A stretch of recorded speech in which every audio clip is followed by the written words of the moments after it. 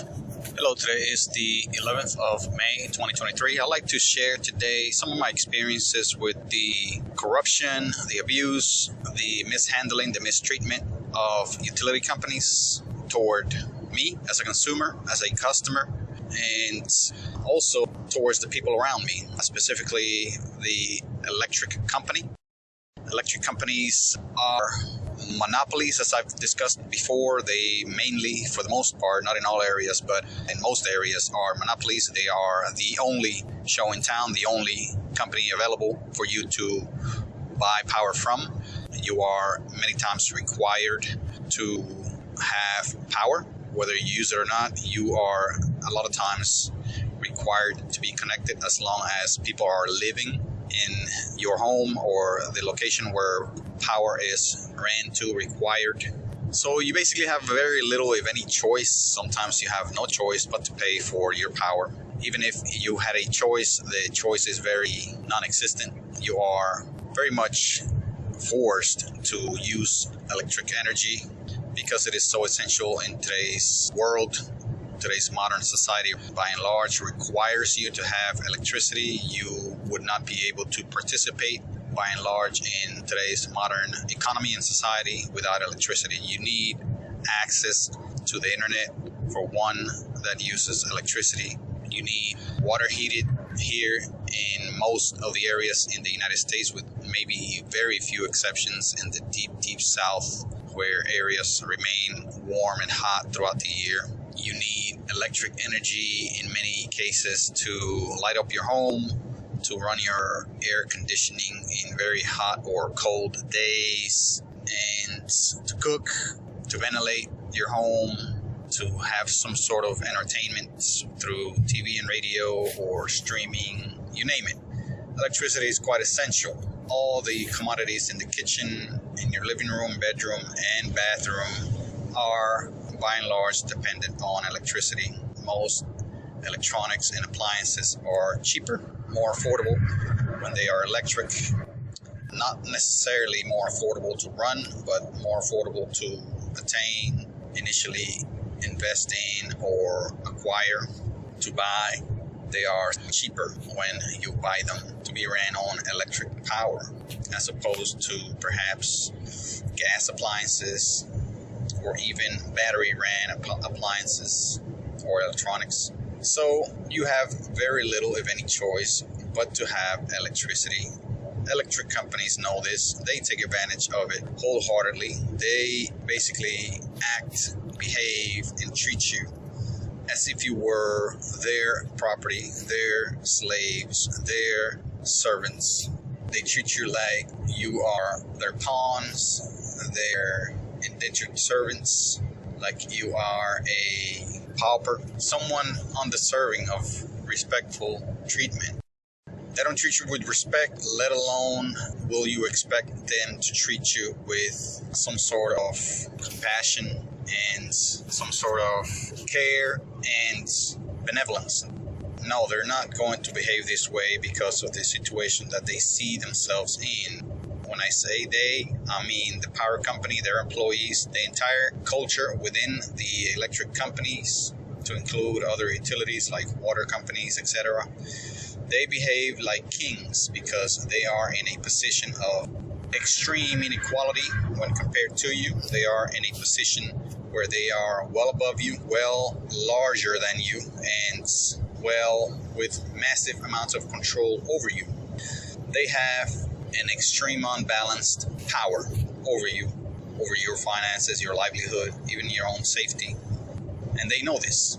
They know this subconsciously, consciously, both from top executives inside of these utility companies to the lowest and lowliest call center employees.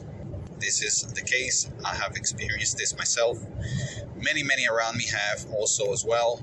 There are countless stories of people with complaints, with laments of their power company abusing them, mistreating them, disrespecting them, being cruel and very draconian in their actions, in the steps they take, actions they take against you. They often resort to disconnecting you rather than working with you, giving you chances to pay, helping you. their first trigger reaction is just to disconnect your power, because they know that you will capitulate, you will submit to their demands the minute that you begin to see how you are to live without power. I have been in that situation a couple of times in the past. I have been mistreated, abused, disrespected, and not have any care from the power company. Going back many years, my experiences with the power company, even when I was a child, are quite bitter and sour in many cases. I grew up in a nation where blackouts were normal, or something to be expected almost on a daily basis for many hours during the day, especially during peak use hours, usually during the night, evenings. The power used to just disappear, go out, lights out. And this happened so often that everyone was more or less accustomed to it. I saw it something as normal as the night sky, and I pretty much expected it. Didn't bother me much most of the time, and I assumed the same was with many others. The problem was that there was massive amounts of corruption, presumably going on in the city, that area that I used to live in. However, there was power running abound, and almost without interruption, to businesses, to wealthy areas, to well-to-do neighborhoods, where the wealthy, the powerful, members of the government, members of the military that lived in those areas, for the most part, not always, but for the most part, had plenty of power, while other areas languished in darkness and backwardness without any kind of electrical energy. This went on for, I want to say, decades in my country. I want to say ever since power was available, they had blackouts, brownouts. I want to say from the beginning, when power was actually available, perhaps in the 1920s, 30s, 40s, 50s, all those decades, 60s, 70s, and well into the 80s and 90s, there were brownouts, blackouts, to my knowledge, and they were widespread. They commonly occurred, and a lot of it had to do with the explosion of the population, the demand, yes, but also the mismanagement, corruption that went on. The country is rich, very rich in resources, plenty of raw materials, plenty of bodies of water, rivers, and areas where dams were built.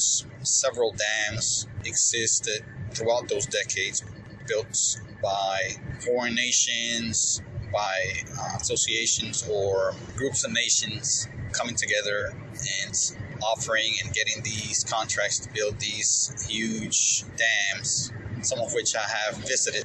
And they are mega projects. They are peppered throughout the nation, providing power. I mean, this goes back many decades. And river dams are, I believe, the main source of energy for the country. Of course, the country is not known for having fossil fuel resources, etc. So they depend a lot on imports, presumably from the nation that pretty much has controlled the island nation for, I want to say, more than 100 years now, the United States. The United States utterly controls and has controlled the economy of the Dominican Republic, utterly and almost entirely, throughout most of its history. Before that was the colonial powers of Spain, France, among perhaps other nations that may have dipped their toes in colonialism in that area. It was mainly Spain and France, and more recently, within the last 100 years, the United States.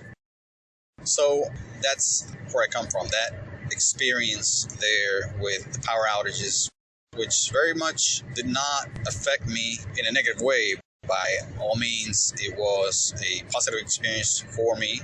I experienced things and times that I would not have experienced with the lights on, with power on. These experiences, I believe, to be quite inspiring for me, quite encouraging, developing, maturing. I enjoyed many, many nights in the gloomy Dominican afternoons and evenings, playing with other kids, developing my creative skills, drawing, writing, constructing, building things, developing ideas, whether it's on paper or manually creating perhaps small cardboard prototypes of little what I wanted to call inventions. I dabbed into business, a little bit of music, a little bit of cartoon making, comic book making, book writing, newspaper writing and making.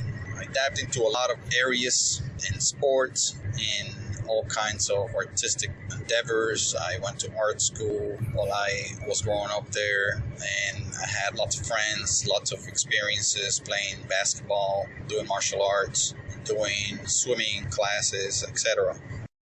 I thoroughly enjoyed and took advantage of the time there as far as my developmental needs. Many of them were met, many of them were utterly left unmet, like many other children of the time.